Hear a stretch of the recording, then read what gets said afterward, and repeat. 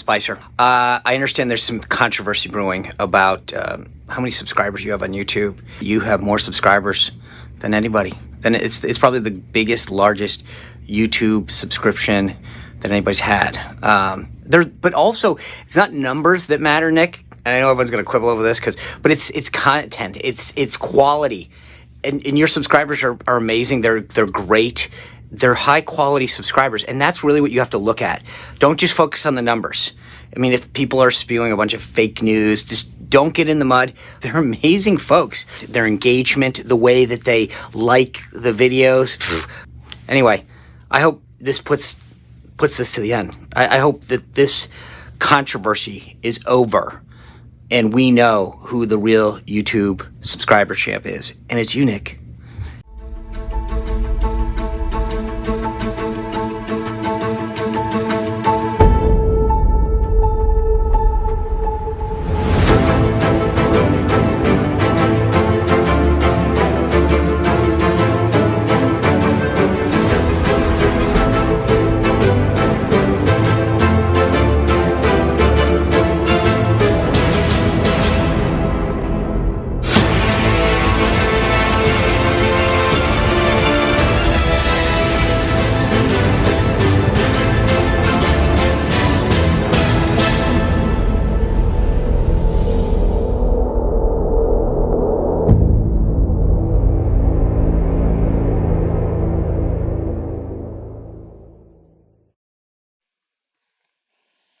Hello, and welcome everyone to In Time. My name is Nicholas Lamar Suter. Thank you all for joining us. With me today is Xandering, and I gotta tell you, I'm thinking of getting rid of that Sean Spicer one. He's the only one who's gonna, I think, survive in that administration. Who would have thought that he'd be the only one not going to jail? Well, God willing. Thank you all for joining us. Xandering, how you doing? Hot and humid. You got no AC. Gee, dear Lord. Oh, yeah. I think I'm gonna saving the environment. Keep doing the show. Yeah. So I don't have to run my truck for AC. So I'm doing my part for the future of the world. I'm impressed. I don't know that. You know what? I love my kids. I love the environment. I love future generations, but only so much. Well, thank you all for joining us. Today, our guest is Greg. I think it was Dr. Greg, a peer review podcast. We talked a bit about the podcast. I thought it was fascinating. You got a lot of very intelligent people on there. One of them, 𝐓𝐢𝐬𝐽, who we've had on repeatedly. I do apologize. I also want to just real quick, we do have the member mode on. When you subscribe, you can chat. You don't have to wait, but we have that on. We've been dealing a lot with bots recently. It's just one of the easier ways to deal with it if it becomes a problem. If you don't like it, you can tell us, but the only reason to not like it is because you're not a subscriber, and then how are you going to tell us? We'll figure out that chicken and the egg later. Anyway, so we had him on, and we had him on to discuss biofuel. I really loved that show. What did you think of that one? Well, I thought it was awesome. I learned that we could make diesel to run my truck out of slimy algae. And I'm wondering why the hell we're not doing that. Well, now I'm hearing the biofuels being used like all over the place. But what was surprising to me was how effective. I just sort of figured biofuels would still be putting carbon into the environment. That was my understanding. It's just, we're not. It's not as bad. But what we learned about biofuels in that one was really shocking and hopeful. It's the first time I've had some hope for the environment in a while. Hoover Dam, as I understand it now, is not even producing any electricity now. The river there is so dried up. It's a little crazy, but we decided we wanted to have him back. He talked about nanotechnology, about he's a microbiologist, and so we decided we wanted to have him on again to talk about just what it is that he does, and so he agreed, which is surprising. He was actually on the first time, and he still decided to come back for another show. So let's bring in now Greg. Greg, how are you? Hello. How's it going? It's going good. It's going good. I'm so glad you decided to come back. You were really interesting last time, and Thank you. Well, you had so much to talk about. And I was just like, oh my God, we're just you're screwed. Now you whet the appetite. Now we got to bring it back. So tell us a bit about yourself. Yeah, so I'm a PhD candidate in microbiology, and when I was going through the microbiology professors, they were really fun, interesting, like environmental microbiologists, looking at the microbes in the environment. There was some that were doing these, a really popular thing right now is to study how microbes in our gut are impacting our bodies and our mind and that kind of stuff. And that was really interesting. But then this one professor in plants actually pulled me into one of the interviews, and he was doing nanotechnology based stuff, and I'd never even considered it. I looked him up, and I mean his papers were, it was like science fiction. It was absolutely incredible. Bomb sniffing plants, light emitted, like plants that are emitting light. So stuff that I'm just like, what? This is so cool. And I actually, so that's why I joined the lab, and I've been working on nanotechnology-based approaches to study microbiology, ever since. I do want to bring up one thing just because you brought it up, and I've heard this before. I guess there is a new theory that at least it's possible that some memories are stored in the gut. Is that accurate? It's the first that I'm hearing about it. I know that the microbiome, our gut microbiome, plays a big role in our immune response.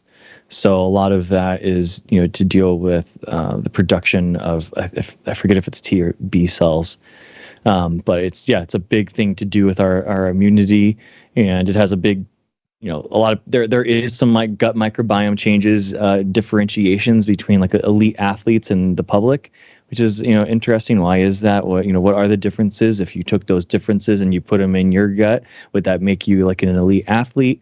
That kind of stuff. It's really interesting microbiology questions. Excuse me. Damn. All right. Well, let's see the $5 super chat, Sinister Porpoise. Sinister, thank you so much for your support and for your super chat. We really appreciate it. Quote, technology is awesome, but computer science is better than biotechnology. Fighting words. Also, see my last joke about recursion. Really.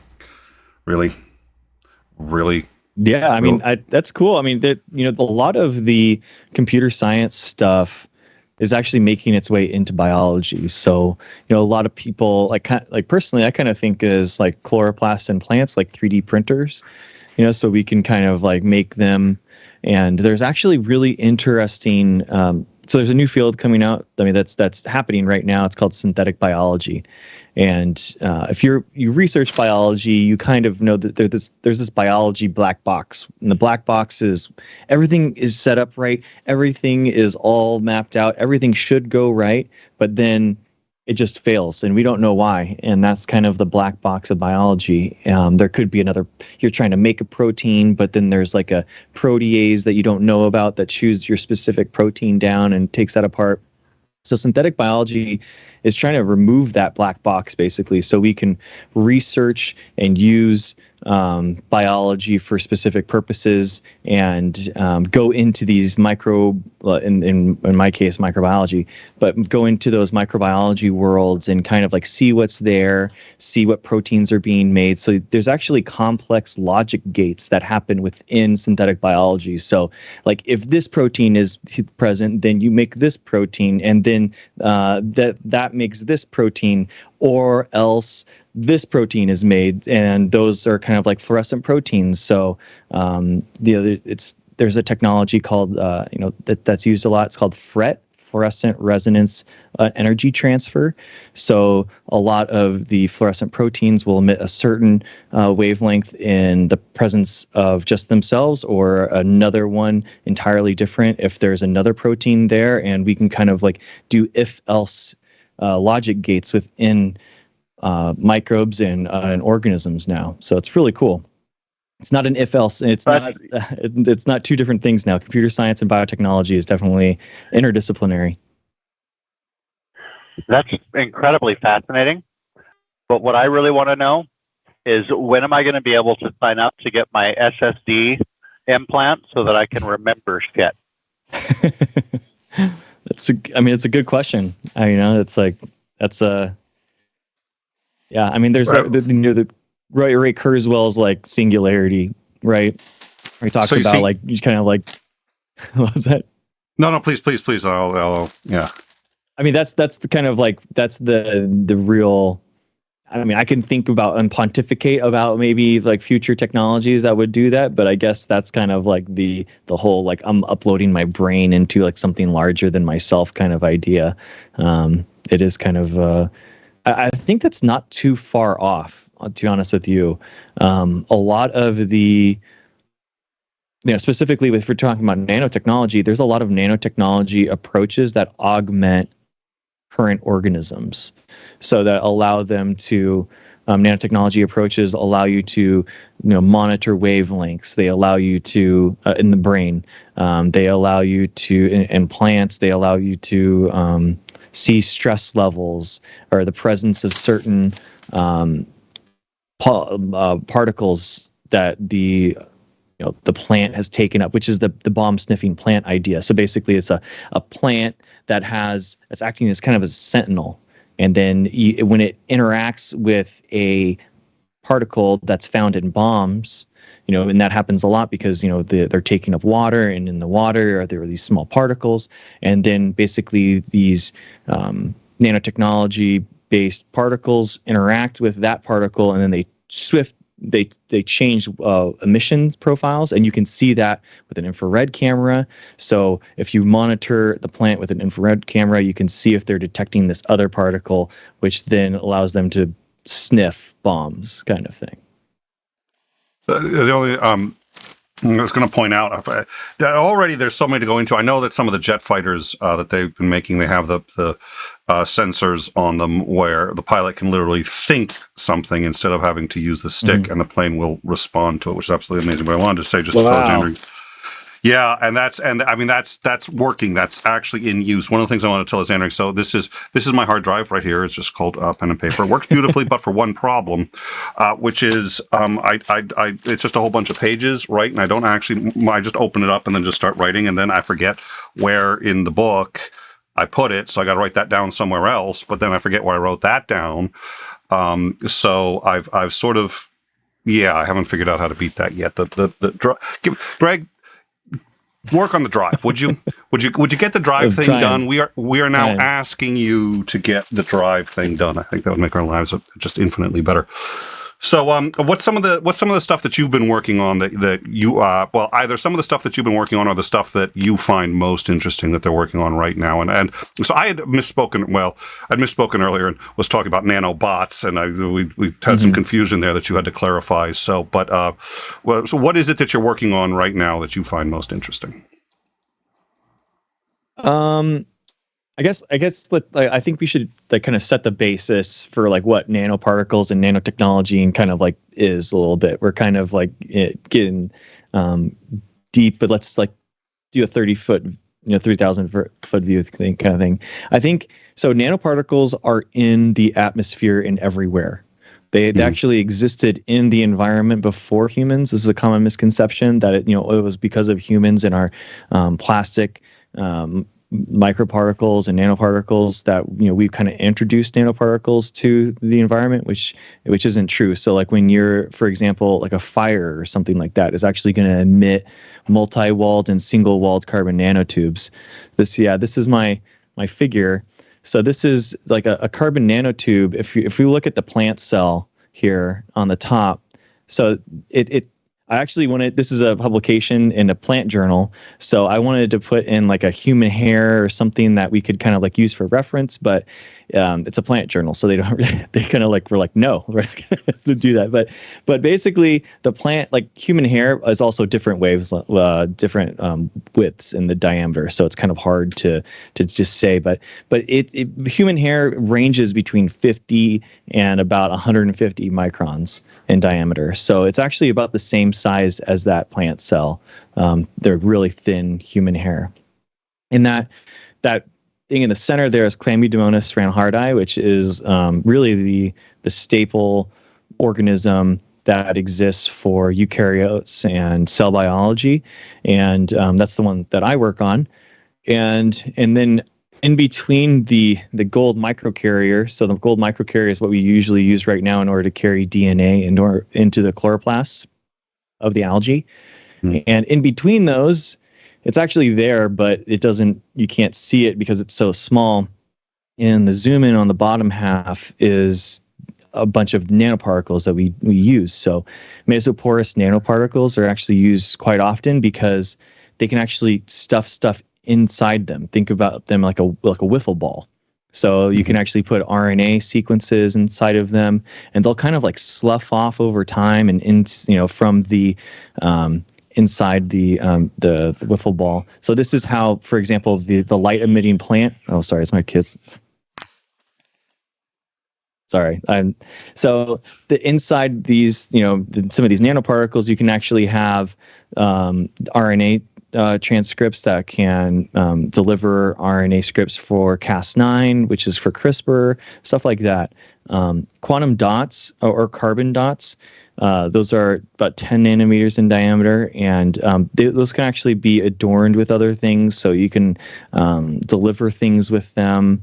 But this is basically around the size of, like, when people talk about those microplastics and stuff like that, nanoparticles are specifically between the ranges of 1 nanometer and 100 nanometers. So once you get above that, people kind of like say like half a micron as opposed to 500 nanometers. Carbon nanotubes, like I was talking about before, they're about, you can actually order them in different diameters, but 1 nanometer, 5 nanometer diameters, and they're around 100 nanometers in length. And you should think about these nanotubes, and they kind of array inside of an organism, not like a dried noodle, but kind of like as a hair. They actually kind of like, they're electrointerstatic, kind of like puts them together, so they're actually kind of like wavy and loose. It's not like a syringe needle necessarily. So then, like, what kind of scale are we talking about, right? What can we compare these to? So we're on the scale of like proteins now, and you can actually see the tobacco mosaic virus, which is a very popular virus, and it's actually smaller than that. So it's pretty crazy. This is all drawn to scale, by the way. So these are actual.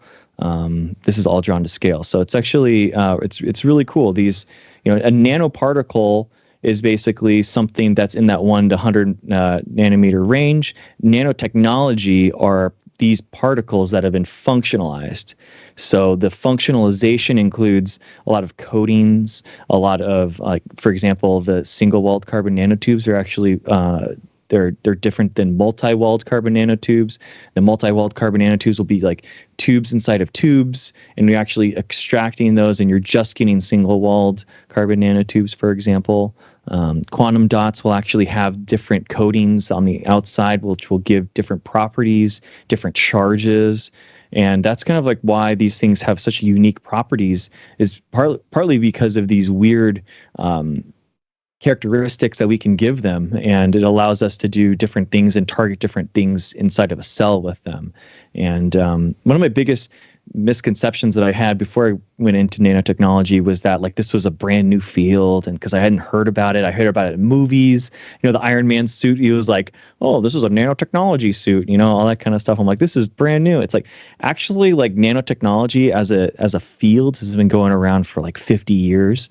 It's been studied even more so as in like nanoparticles and as a part of environmental toxicology. So that's kind of like the idea of these things exist, how lethal or toxic are organisms. Are these two organisms? How do they impact things? Where are they? So the kind of like the monitoring is the environmental toxicology application, but then actually functionalizing the nanoparticles for a specific reason, for our designated purpose, for research, is then nanotechnology. We have another question from Sinister Porpoise. Is this FRET technology a DNA computing method? And Sinister and I are also both thinking. I know I'm tempted to go down the road, but we'll leave it at that. We're getting into coding as biology. I'm going to be a little, I think we had that discussion last time, but at any rate, so that the question is this FRET technology a DNA computing method? So, okay, so FRET is when two proteins interact. So they're proteins. They're going to be, when two proteins interact, they're going to change their wavelength, and in the presence of each other, they're both going to have separate wavelengths, but then when they come together, they're going to completely change into something else that's brand new for an emission. Everything has an excitation and an emission. So you can excite something at like a certain nanometer wavelength, and then you get an emission, a peak in a spectrogram that you can actually narrow it in and say, I only want to look at this part of the graph. The DNA-based stuff is actually called FISH, so fluorescence in situ hybridization. So this happens when you have like a piece of DNA oligonucleotide. So think about it as like a single strand of DNA, and then with a little kind of like dye or fluorescent marker on the end. So that DNA piece is going to be put into like the cell, and it's only going to emit that DNA, that fluorophore or that dye signal specifically when it binds. So you can detect specific DNA sequences within a cell. And that could be used to make a protein. So the ability to detect proteins and make them based off of the certain wavelengths that are like inside the cells. I think something called optogenetics. So optogenetics, you can actually shine a specific wavelength at an organism and then change the expression of proteins. You can increase expression. Technically isn't going to be proteins, it's going to be RNA, and then RNA is going to be translated to proteins, but you get the idea.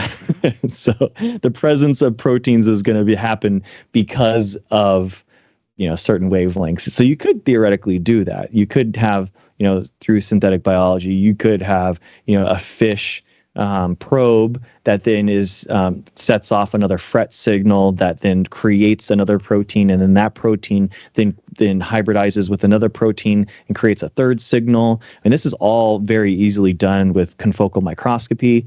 A lot of what I talk about a lot with my undergrads and stuff is that there's a new way of doing biology in the last 50 years has been in vitro, where we kind of pull the DNA out, we pull the RNA out, we pull the proteins out of the cell, and then kind of do a lot of stuff with them, molecular biology, that kind of stuff. The new wave and where things are kind of going is like in situ.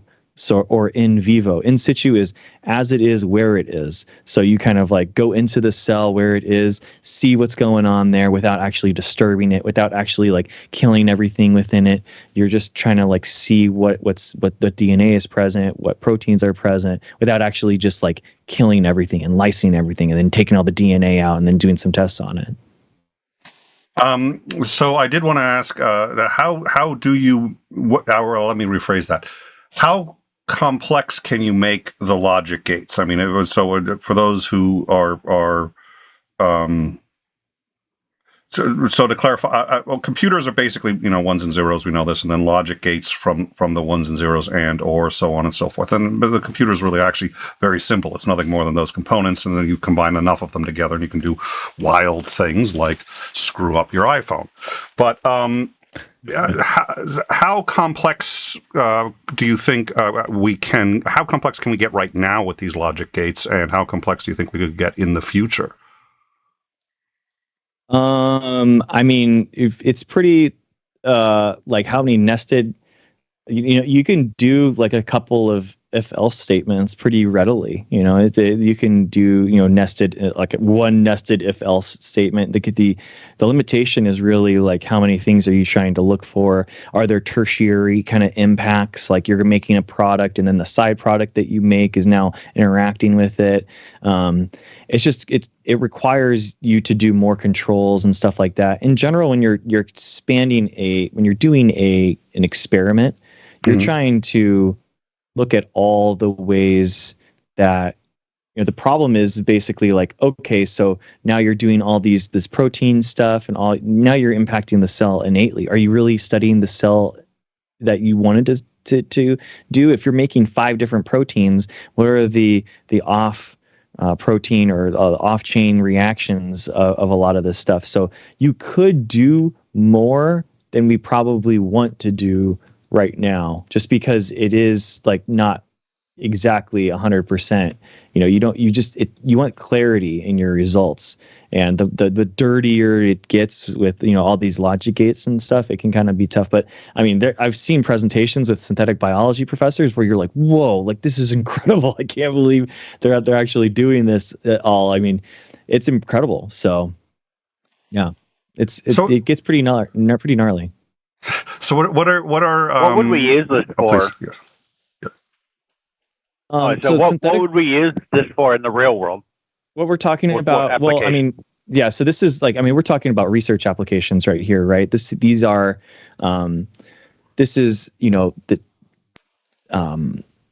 research basically. You're not going to be using like complex logic gates and stuff in order to just like make a protein, because we can just make an organism that just makes that protein and just does that really well, right?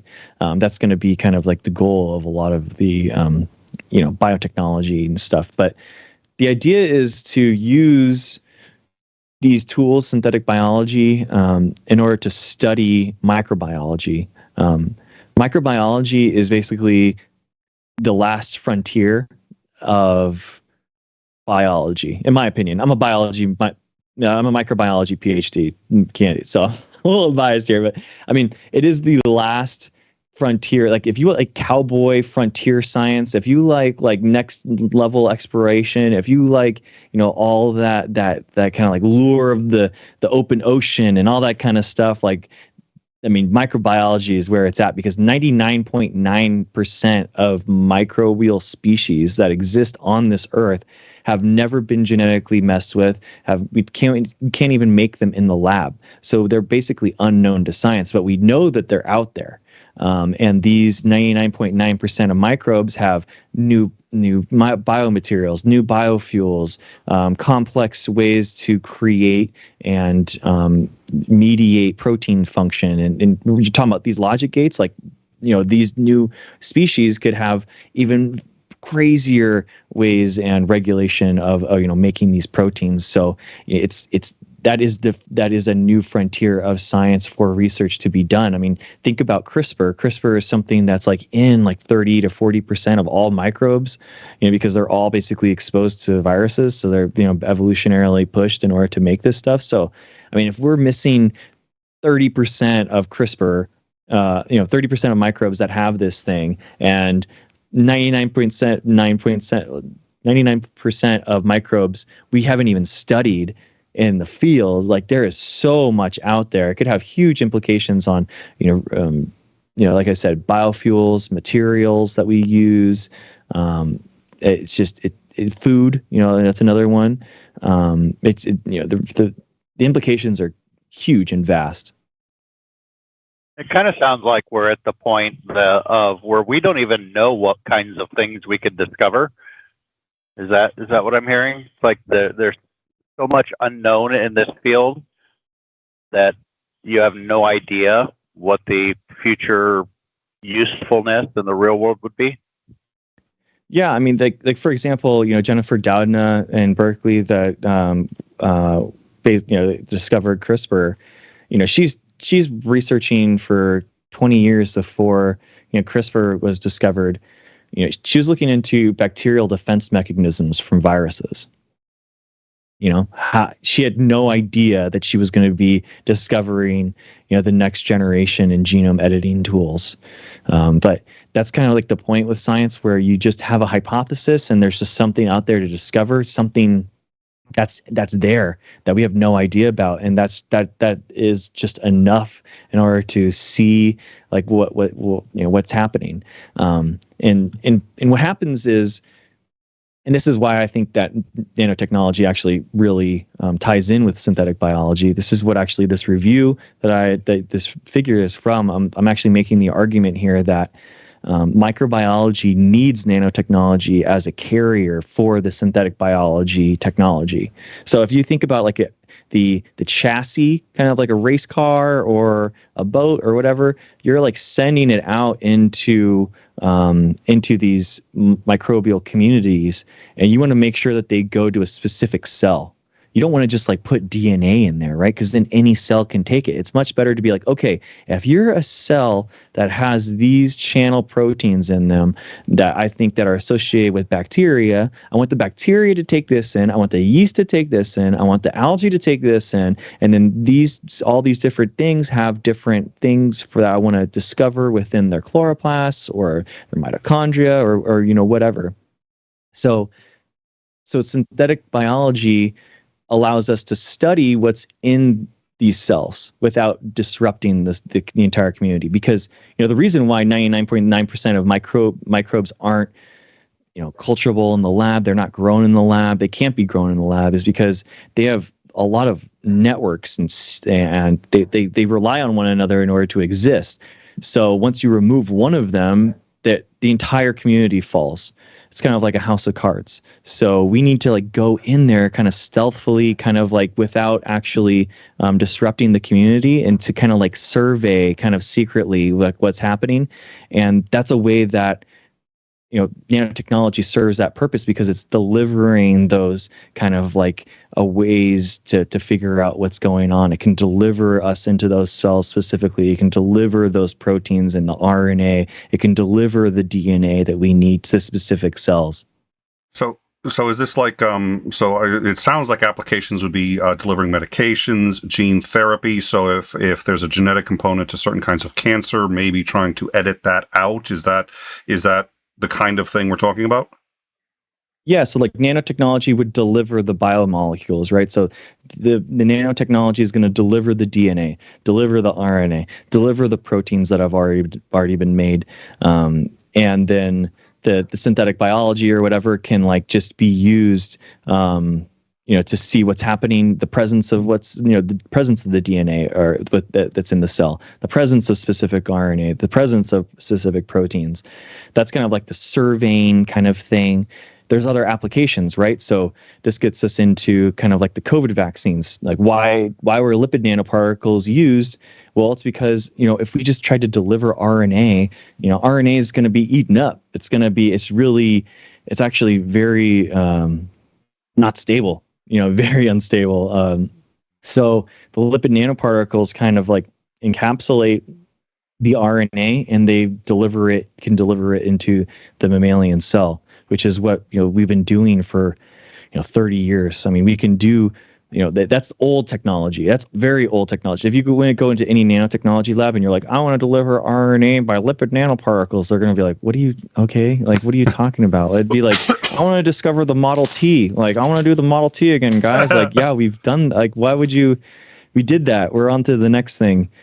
So like, for example, and this is all, by the way, all the money and stuff is all in mammals first, obviously, right? Because all the funding is connected to humans. So, we're delivering RNA now with mesoporous nanoparticles. We're delivering them. We're actually putting RNA and adorning carbon nanotubes with RNA now. And these, have specific ways to like get in. And we actually think that there's specific mechanisms that allow these carbon nanotubes, for example, to get into cell membranes that lipid nanoparticles just can't do. So it's a better efficiency, higher, more cells are actually taking these up, and they protect the RNA and the cargo. If you think about it as a chassis, they're protecting and delivering at the same time, which is pretty cool. So is it just me, or did someone suggest that you're trying to deliver COVID vaccines in salad dressing? Did I hear that right? What? Oh my God. Yeah. So one thing that you can do, so you can basically deliver. Okay. Just a simple yes or no, sir. I don't understand why you're getting so nervous. So you can use chloroplasts. Chloroplasts are very unique. They have they're prokaryotic genetics. So they're basically bacteria genetics inside of a eukaryote. So this is something that I worked on, making like immunotoxins in algae chloroplasts that could kill cancer, non-Hodgkin's lymphoma stage 1, and using that, and then someone else did malaria vaccines inside of chloroplasts. And then the idea was, because of the COVID vaccines, it was, okay, I wonder if we could do mRNA vaccines within chloroplasts of plants.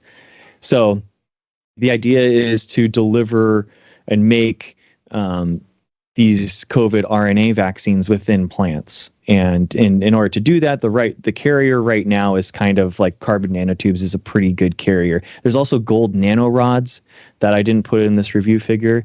I probably should have, but that's just, something that gold nanorods are actually kind of like new. That's like the next kind of like thing that people are kind of studying. But carbon nanotubes have a long history of delivering DNA and RNA and proteins. And so the idea was to deliver the plasmid,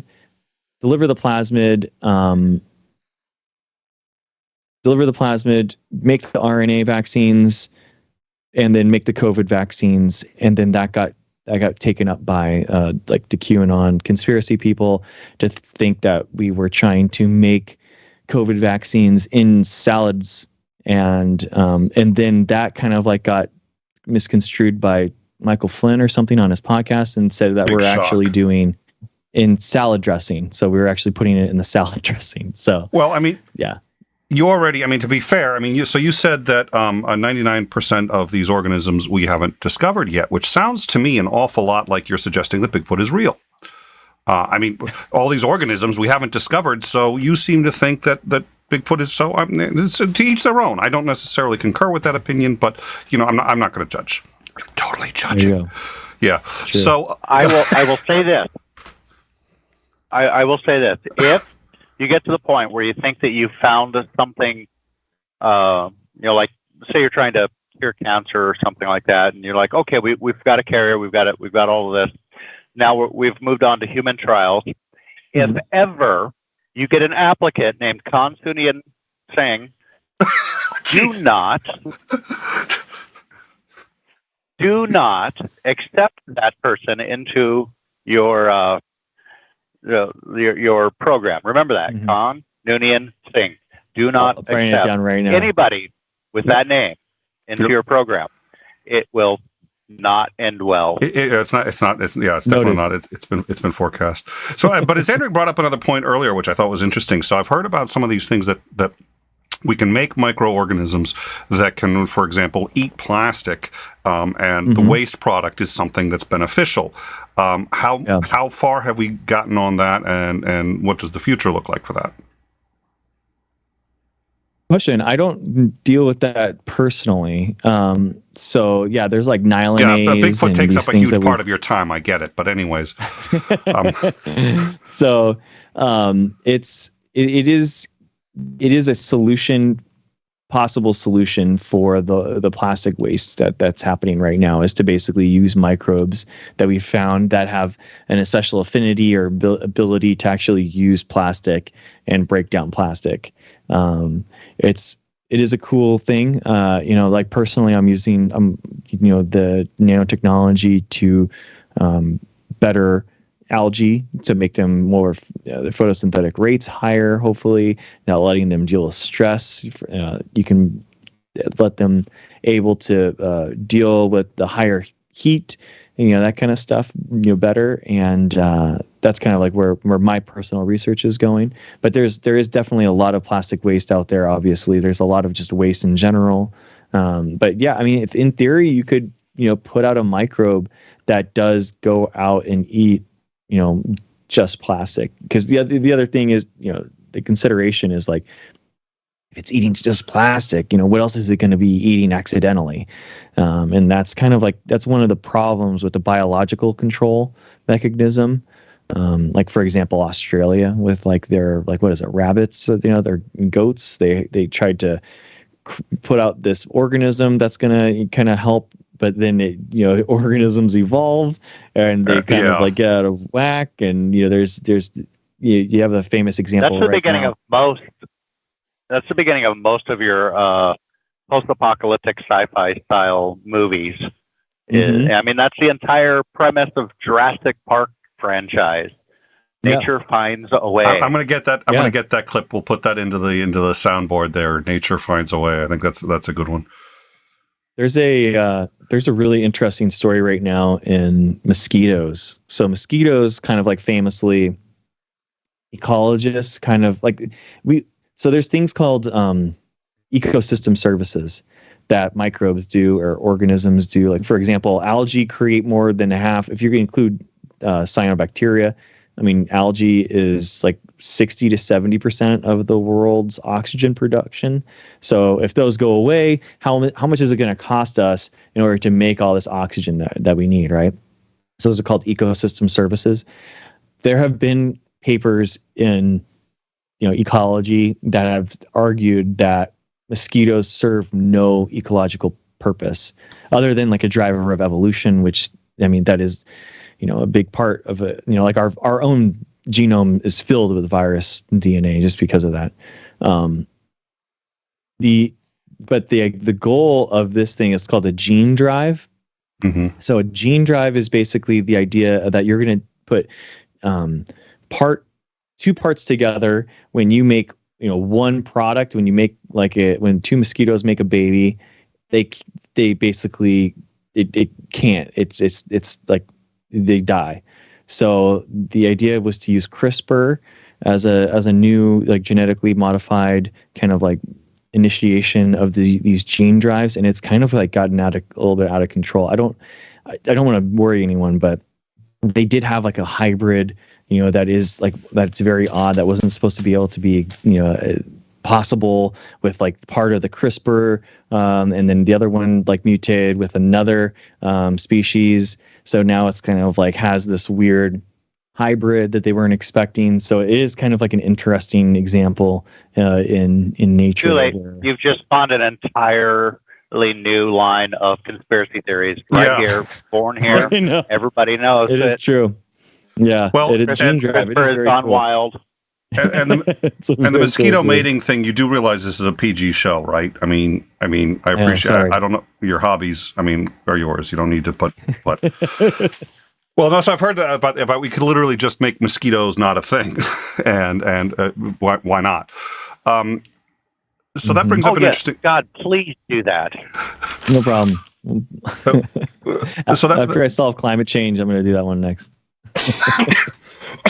That's a tough call. I was going to say, I think getting rid of mosquitoes should take precedent over climate change. Little freaking bastards. I hate mosquitoes with a passion. Yeah. So I'm with you. We had discussed on a previous show specifically about science conspiracies and why they exist and why they actually, in some cases, do serve a bit of a purpose. But it seems to me that they exist largely out of a lack of education, but they would still exist even if everybody. I mean, we conspiracies are real, and we do on occasion find real ones, and it's some kind of rigor that offers pushback against what we see, and especially what we don't understand. I think a lot of the scientific conspiracies that we see are, in fact, more of a pushback on the parts of science that people don't understand. They don't understand how it works, so they invent these fear models, and that doesn't mean that science isn't necessarily sometimes abused, or that it doesn't sometimes have consequences. And just because a conspiracy theorist is way off base, doesn't understand it even enough to object to it or understand what they're talking about, that's really an expression of this fear of what if the scientists, who I can't even really understand what they're doing, aren't kept in check and do something really crazy that has consequences that they can't that they can't predict. So I assume that this is a concern of yours. I assume that this is a concern in most labs. So what do scientists, when they're on this exploration and trying to find new technologies, new bacteria, new ways of doing things, what do they do to try to keep unintended consequences from being something really extraordinarily negative?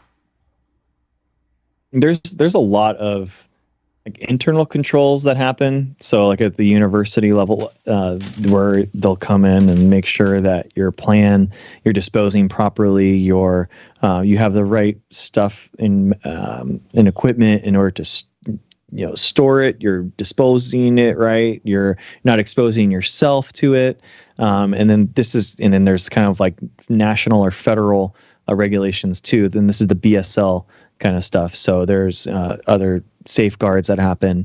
You have just like for example, like my algae, I don't want it to get contaminated with bacteria because then it kills my experiment. So then I have like a biosafety hood that only allows it to stay there and keep the algae clean. But then also in turn the algae isn't getting out, but the algae couldn't get out and live anyway. So there's a lot of there's just a lot of the mechanisms that happen within the scientific world. But I would say that most scientists actually aren't really concerned about their work, how they're going to be portrayed as like conspiracies or touching that kind of stuff. Most scientists are kind of like in their worlds, and they it's a field that you really have to devote your life to.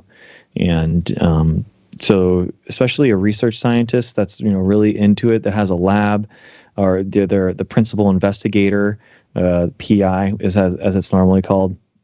They're teaching, they're applying for grants, they're doing their research, and they're not really doing much science outreach in general. It does happen, a couple events maybe a year, but they're not like sitting there, looking up how it's going to impact how it's going to be perceived or something like that. And I think that's a huge problem. The idea that like scientists that aren't being engaged like at City Hall, their local City Hall, to see like, hey, what does City Hall actually need? What kind of research do they need? I think that's actually a huge opportunity for people to actually get involved, like scientists getting involved with their local municipal governments and actually like improving their communities directly. And then on top of that, there's kind of like this thing that's happening where the education level, the science education level, and of even the undergrads, even at undergrad level versus kind of like where research science is, that gap is kind of growing and growing and growing. And it's very frustrating. It's kind of like one of the reasons why I have a YouTube channel, why I do this, is I consider this as, part of my science outreach, where I'm hopefully like informing people of the cool things that are happening so that people can get stoked that cool stuff are happening and maybe get involved with science themselves, but then also kind of like see that like, dang, they're like, if they're, doing this cool stuff with this new nanotechnology, then maybe we have kind of like lipid nanoparticles figured out a little bit better than you think it is. So then maybe it's a little safer for your vaccine. That's kind of like the big goal for me. Well, and of course, GMOs. If you've ever, I used to get into I used to debate reasonably frequently, and I'd debate with people like, I will never eat a GMO. I was like, are you sure you haven't already eaten GMOs? I have never eaten a GMO. Okay, so you've never had rice, wheat, apples, corn. You've never eaten any of those things? Those aren't GMOs. Oh, excuse me, boo-boo. Yeah. This is an interesting thing. Cauliflower. This is an interesting thing because it's like, like genetically modifying something is very specific. So it's a very specific part of the genome that we're taking out or removing or replacing or something like that. And I mean, I'm a microbiology PhD candidate, but I kind of like, cut my teeth on molecular biology and genetics. So that's kind of like what I did for 7 years before going into a PhD program. And to easily tell people like what I did was I basically genetically modify organisms for a living. And I did that with plants and yeast and that kind of stuff. And I mean, when people say the same thing, like, oh, I don't like GMOs. And I'm like, hey, I killed cancer with an algae through genetically modifying it. So if you know of an algae that does that without genetically modification, like let me know, please. Let me know. Find one in the wild. That. Yeah, so it could be part of the 99%, right? That I was talking about. They really could be, part of it. The good. I think the really good analogy is basically like breeding is kind of like carpet bombing, like kind of a city, and just kind of like leveling everything down. Genetic modification is really like tailored to like kind of like a Navy SEALs, kind of like SEALs Team 6 going in, very specific, very like, one building, one person kind of thing. And we have ways, and especially now with sequencing. Sequencing is so cheap. I mean, you can sequence now 800 base pairs through Sanger sequencing for $4. I mean, that is absolutely incredible. 800 base pairs is about the size of, a protein, a small to medium sized protein. So, what you're doing is you're checking where it is and where that landed inside of the genome, and you can do that pretty easily now. So the like, oh man, where is this going to create some crazy hybrid that you don't know about? And it doesn't really happen that often. It's possible, only Siths and non-scientists speak in absolutes, so I can never say it can't. But so it's genetically modifying stuff is very cool. Well, actually, I want to get into that in a second, but 𝗢𝗲𝗄, you can't kill off mosquitoes. Malaria has a right to life. Just ask SCOTUS. Yeah, well, to be fair, listen, I was going to compare Judge Clarence Thomas to a virus, but I have too much respect for dengue to do that. At any rate, well, this is an interesting topic just because I actually have. So in microbiology, the kind of like, I think it was like 50 years now, they actually changed the living classification to not include viruses. And I kind of, that's right. I don't know, I take it not as like a troll, but like there are active debates happening in science. Science is not settled right now. And I personally, I do think that viruses are living. That is something that I do believe. But gun to my head, if someone's like, I'm going to kill your kid unless you answer this correctly, like microbiology does not see viruses as living. But just, there's actually, I debate my biologist friend on my YouTube. There's like a 2-hour debate that we do. I think it's one of my best videos. It's really fun. So don't worry. If it comes before the Supreme Court, Clarence Thomas will make sure they're alive, and you have to do what they tell you. So it actually seems like so it's sort of the difference between traditional drug design and rational drug design, where traditionally, basically the way we would discover that medicine works is we'd try it and see what it does. That would, over time and enough trials, would figure out kind of what works. And then rational drug design, we said, well, let's figure out, what molecules are in play at the target sites of an illness, what medicines might target those sites, and actually take pictures of them, understand what they are, and then figure out what would work just by looking at it, so that we can, ahead of time, try to figure out what's going to work by examining the actual mechanics of it, instead of just throwing everything we can. The so-called carpet bombing example that you gave. Is that sort of about what we're talking about? Yeah, I mean, this is like some chemical engineering stuff that's really cool. Proteomics that I don't directly work with, but yeah, you're right. They're through AI and the ability for us to kind of like know secondary and tertiary structures of molecules, we can kind of like understand active sites a little bit better, and we can kind of understand what works and what doesn't work. There is, I'm not going to lie, there's a lot of gray area here. There's a lot of like Rubisco, for example. Rubisco is the hand that brings down the CO2 into the chloroplast for photosynthesis, and CO2 and oxygen get mixed up a lot in Rubisco, and when it grabs O2, it's metabolically not good. When it grabs CO2, photosynthesis happens normally, and it's really good. So that's actually something that we, in the kind of like chloroplast biotechnology space, have kind of like identified as a way to actually improve Rubisco, is by making it more specifically attached to CO2. Like, how do you do that? How do you engineer Rubisco to have a better output and specifically do this? That's kind of like a huge part. There's 12 active sites on Rubisco, and it's not as easy as you'd think. How you do that is kind of like up to your kind of field of science. So like AI, for example, is kind of like looking into, how are other Rubiscos formed and all that kind of stuff and throughout the world, and which ones like kind of like predicting that kind of stuff. I love evolution. I'm a biologist, so I'm actually really interested in using evolution as a way to kind of weed out which mutants are actually going to be more beneficial. So this is called a process called directed evolution. Frances Arnold just got the Nobel Prize, I think it's like 3 or 4 years ago now, based off of directed evolution. And I think she has some incredible papers. She's one of my favorite scientists out right now. So if you're interested in really, really cool chemistry and doing that kind of stuff, like that discovery work, I'd check out Frances Arnold. It would almost certainly be over my head, but that's a very good idea. FRANCESARNOLD. No, I meant, are you saying Rubisco? I thought we were talking about crackers for a Rubisco, RUBISCO. Okay, for some reason I kept hearing Nabisco, like the cracker company.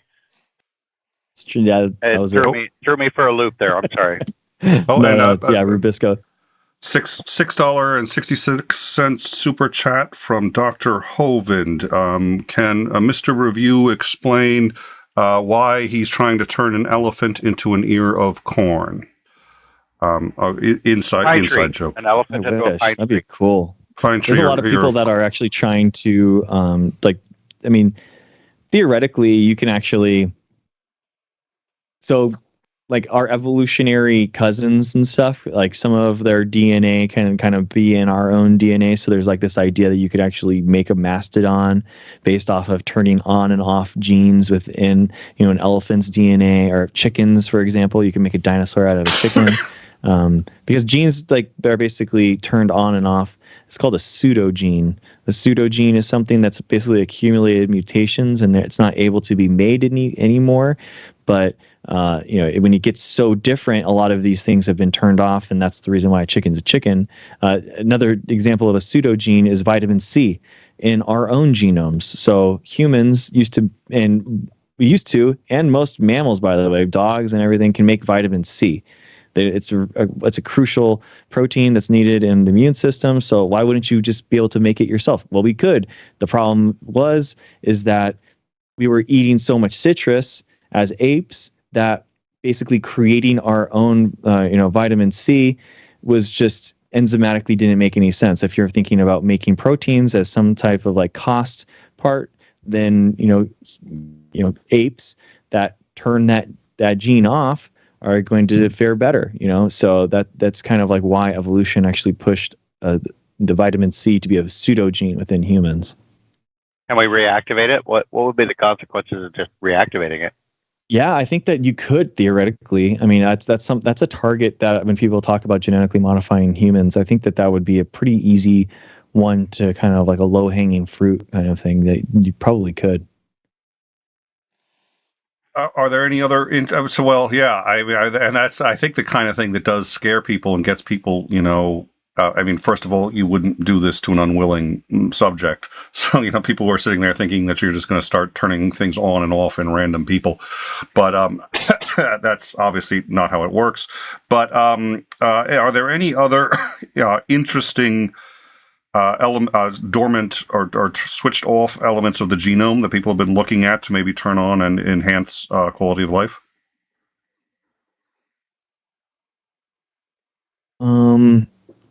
There's the golden rice example that people have, that where you can, I think it was vitamin A that was put into rice, that got struck down by the European Union, who's very anti-GMO compared to the United States. They're a lot more skeptical.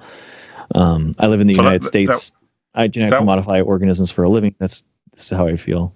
That was the rice that essentially had a number of essential vitamins in it, so that people in countries where people are not getting sufficient food and they're undernourished, this rice would solve a great deal of that problem. And the EU which is funny because there's a lot of GMO panic in the U.S., so it's hard for me to imagine that the EU is worse. But so the EU, it's very bad. If you have like a corn, and let's say you insert a gene, and then you take that gene out. So we're talking about 3 different generations, right? The wild type, the mutant, and then the restored wild type. The restored wild type is actually considered genetically modified still in the EU, even though nothing is actually changed. The sequence is completely the same as the wild type, but it's just as a history of genetic modification. So in the EU, it's considered GM. So I got a question from Jake, and then I think we're going to wrap it up. Well, is anything? Do you want to go first, and then? Well, if you let me go first, I'll put you out of a job because that was the question I was just about to ask. Go for it. So Jake asked a question in the live chat. It says, reactivate vitamin C in the human. Would that have to be done in vitro, or could it be done to a mature adult? So so basically the problem with genetically modifying an organism is how do you genetically modify a eukaryote once it's differentiated? So that's why as a molecular biologist, I love working with unicellular organisms, right? Because they're already in single cells, and then you can actually screen millions and millions of them per microliter of culture. So I can do cool things like way more advanced genetic modification than I could with a human. So for me, this is why I prefer, for example, working with green algae as opposed to a land plant. A land plant is going to take 6 to 9 months in order to do this. If at all, if you actually even get it to work, to do one genetic modification. And the problem is basically this exact problem where you get only a certain part of the nuclei that have the integrations, and then how do you select for only those to go forward? And you either are able to deliver it to all of them all at once, which is very hard and difficult and has its own things, and you can do that maybe when they're at really low cell counts. So the idea would be to efficiently, maybe through nanotechnology, something like that, because nanotechnology delivery is so much higher than the other methods. You could theoretically do that, but each of the cells might have different have different sequencing or genomes. So that's kind of tough. Theoretically, you could have a nanotechnology vitamin C patch. Okay, so you put it on your shoulder or something, and that creates vitamin C within your cells, and for an extended period of time, kind of thing. I mean, so using the mesoporous nanoparticles, they were actually able to make CRISPR over, I think, is 9 months with an injection of those mesoporous silicone nanoparticles with CRISPR RNA within it. So these kind of nanotechnology patches or augmentations and stuff could probably be for an extended period of time, but they're not going to be permanent because for example, my skin cells are going to have a different genome than what's in my gonads, right? Because that they've differentiated, they're not stem cells anymore, and that's why, by the way, that's why you get a sunburn. You get a sunburn because your DNA doesn't match anymore. So your body's literally rejecting that bad DNA now because the DNA has actually been changed because of the sunburn. The UV actually changes the nucleotides in the genome of your skin cells, and your body's literally rejecting it. So it's really cool. I did not know that. That's okay. Learn something. Wow. All right. So is there anything that you can think of that's for people watching this now and who are kind of curious as to what in terms of medical advancements, medications, or dealing with poverty or any other technologies going forward, what are some that you think maybe realistically in the next, say, 2 to 10 years or something that are some practical applications of this that you think with the bomb sniffing plants was one? Mm-hmm. Is there anything else that you can think of that maybe in the next few years will actually be sort of a part of everybody's everyday life? So it's one. I mean, a lot of this stuff. I mean, humans are so hard to work with, right? This is kind of like why, as a scientist, humans kind of like bore me to actually work with humans. It's really, really hard because the sample size is just so small, and you can't really do anything with them. So it's going to be really tough. So you're going to be looking at like mammals. You're going to be looking at rodents. You're going to be looking at plants. You're looking at microbes. So it's going to be a lot different. I mean, think about it. The lipid nanoparticle delivery of RNA was done 30 years ago, and we're just now doing that with humans. So we're a little behind. Like the coolest nanotechnology, things and papers that I read nowadays. I mean, who knows how long, if ever, that's ever going to be applied to humans. Basically, the coolest stuff that I think about is like one, selectively delivering specific DNA, RNA, or proteins to specific cells. Mm-hmm. And that's done with nanotechnology. So 𝗢𝗍𝗆 out of Harvard. Oh my gosh, his guy's lab is so cool. LIU. That's David R. Liu on Twitter.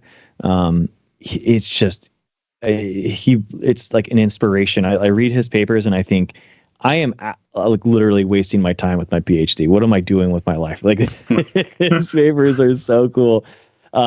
They did engineered virus-like particles that basically deliver specific things, DNA, RNA, proteins to specific cells within the organism. So they did this with, they cured genetic blindness in mice with these engineered virus-like particles. So they had the genetic knockout for a mice for sight. They did the brain scan on the optical lobe or whatever. I think that's right. and then they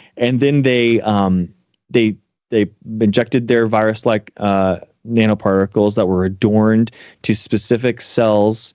That basically had a localization sequence to those specific cells that would restore sight and restore that genetic knockout that they had done, that the mice were born with. And then they did, again, the brain scan on that specific part of the brain that's associated with seeing, and they actually restored it. They actually restored genetic blindness from these virus-like engineered particles. So stuff like that is just, it is so cool. Really blows my mind, and we're just on the cusp. Personally, I'm really excited about the microbiology stuff, but the ability to actually see and deliver goods and biomolecules, with biomolecules being DNA, RNA, proteins, to specific cells. I mean, that is really cool. Like, imagine, like you're taking Tylenol orally, and then you're just kind of like hoping it kind of like diffuses through like all the cells in your body. But, imagine if it had like a homing tracker that just went right to where it needed to go, right where like that arm molecule, like the arm cells or something were, mm-hmm. And all we are is kind of like a collection of cells in our bodies. So how do you find those cells? How do you go and bring and deliver these biomolecules to those specific cells? I mean, that is the cool stuff where you're like, damn, like this is really cool. And then, with humans specifically, you could have, or an organism or something like that, you could have and use a lot of these other technologies to see, if it's working or not, kind of like what we were talking about before with FRET or something like that. So I just see, the world of delivery, with nanotechnology, optics, with new microscopes, new ability to see within our organisms, and then this kind of cool world of molecular biology. I just see it kind of that interdisciplinary intersection right now. Kind of, it's just such a cool place in science. So, I mean, it's a good question. What next? What's next? I don't know. That's a good question. I hope some cool stuff. I was a big fan of, I'm a huge fan of Aaron Sorkin in general and his writing in general. I think he puts things very well. But there was a scene in The West Wing where they were talking about defunding a particular field of scientific research. And one of the senators involved said, well, gee, what is this going to do for us? What are the practical applications? They said none. Mm-hmm. And I'm like, well, wait, why are we spending any money on it then? I said, well, when we started looking at the electron, if you would ask someone what are the practical applications of understanding the electron, none. We didn't know. Mm-hmm. We had no idea what you could do with an electron. Yeah. None. It was after we studied it that we were able to invent a world powered by electronics. And, science is the Wild West. It's the Western frontier. We don't know what's out there. Imagine if the Queen of Spain had said, well, we don't know what's out there, so why are we sending any ships? It's exploration is a risky business, and you can lose a lot of money that way, but it's the only way we've gotten anything done. Is Andrew, any final thoughts before we go? Yeah, I'm optimistic and hopeful about this kind of field, especially as it applies to human genetics, because in the infamous words of Harvey Danger, who has been around the world and found that only stupid people are breeding, I think that the only way that we're going to advance as a species is probably through genetic programming. So I'm hoping that we can get to that point. I'm hoping I'll get to see it. We'll see. I mean, my wife's a month away from our fourth kid, so I'm trying to make as many atheist scientists as I possibly can. So, yeah, well, and as Andrew, I have two kids, and so, yeah, point taken. At any rate, all right. Well, thank you so much for coming on. Where can people find you? Yeah, I have a YouTube channel, 𝗢𝗽𝗲.review. I do the coolest stuff in science that you don't know about. I have a whole video on that, those particles curing genetic blindness. So there's just so much cool stuff happening in science. I think I'm so optimistic about this stuff, and it's like science fiction, but it's actually real and it's actually happening. It's so fun to talk about. So thanks for having me on. Oh, our pleasure. And on your channel, you have basically a round table of scientists discussing a lot of these issues. Is that right? Yeah, every Thursday, the Ministry of Science. It's on 𝐓𝐢𝐬𝐷's Twitch stream. I also I stream on my YouTube, and we talk about a lot more than just science. I mean, there's a lot of the intersection of politics and science that people are interested in, and we have some awesome guests on in sociology too. That kind of really stretched my mind in as a STEM major, we didn't have many of those classes. So it's actually really interesting to go through the philosophy questions and kind of apply that thinking. So yeah, Thursdays at 8 p.m. Eastern Standard Time, 5 p.m. PST. All right. Please go check that out. Jake just dropped the link to that in the live chat. I appreciate that. So thank you, Jake. Go check that out. We'll put it in the description. I'm still lagging. I averaged probably about 4 or 5 hours of sleep. I was speaking of atheist conferences. I was at the Tang conference the whole weekend. It was an absolute delight. Got to meet Seth Andrews and a whole bunch of other people that we've actually had on the show. But it's like, oh my God, they actually have a third dimension. Who knew?